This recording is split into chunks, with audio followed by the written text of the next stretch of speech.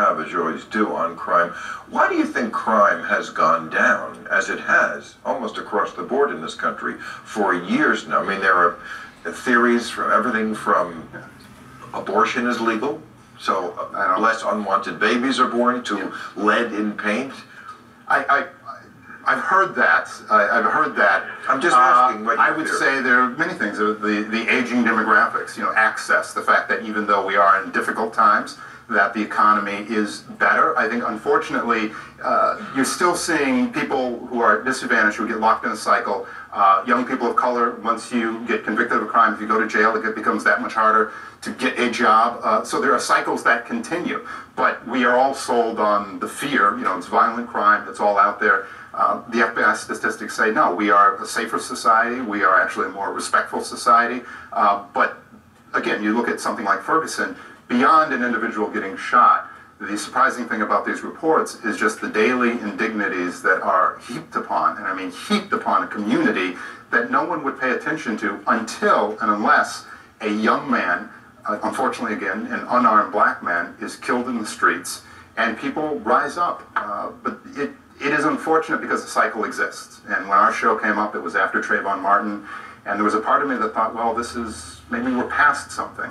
But to go back into the cycle, I think we have to look at why. Even if crime is going down, why do we still see the same effects on a particular group over and over again?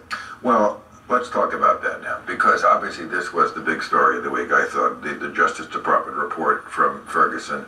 And to me, it is the smoking gun about racism that I think we need in this country, because when you look at recent polls about what Republicans, especially conservatives, think, 61% in a Pew say the issue of race has gotten too much attention. Millennials, 58% millennials, discrimination against whites has become as big a problem as discrimination against blacks. There is this view, right, that reverse racism somehow is worse than real racism. This, to me, is the smoking gun that we found out. Here's Eric Holder. These are his words. He said, a community where local authorities consistently approach law enforcement not as a means for protecting public safety, but as a way to generate revenue.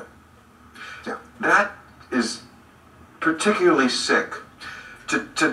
To harass people just trying to get to and from a minimum wage job. And instead of paying taxes, nobody wants to pay taxes anymore, use the police department as a shakedown organization against the poorest members of society. It's just ugly.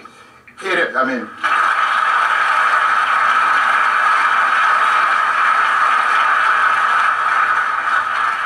it is, and again, the cascade effect. And in this report, you hear about individuals who get hit with a $150 fine, which nobody wants to pay that kind of money. But for a lot of people, it's not as easy as going on a website and putting in your credit card and paying that. And if you can't make it to court, if you can't afford that, if you go to court, you arrive late and it's shut down, that $151 then becomes $250, $300. There was a report of a woman started at $151, ended up $1,000. She's still paying it off. People lose their jobs over things like this. It is a smoking gun, I think, to some people. I think to a lot of people of color, this is business as usual. It is. The question I'd like to ask, and let me ask everybody this one, how likely is it that Ferguson is the one town where this is going on? That we just happen to stumble upon the one place where this kind of racism exists? How many Fergusons are there? I know it isn't, because I did a lot of research on this for my last book. I spent years sitting, about a year and a half sitting in the courts of New York, and I heard story after story that's just like that. I actually met a guy who spent a year trying to go to jail because he couldn't afford a $150 fine for riding a bicycle the wrong way down the sidewalk. And there's courtrooms full of these people every single day. The thing about Ferguson that's really stunning is you've got a town that's 2/3 black and a police department that's almost entirely white. 90% of the arrests are in the black community. So, I mean, just on the face of it, you see the prescription for the kinds of abuses that we've seen. Yeah.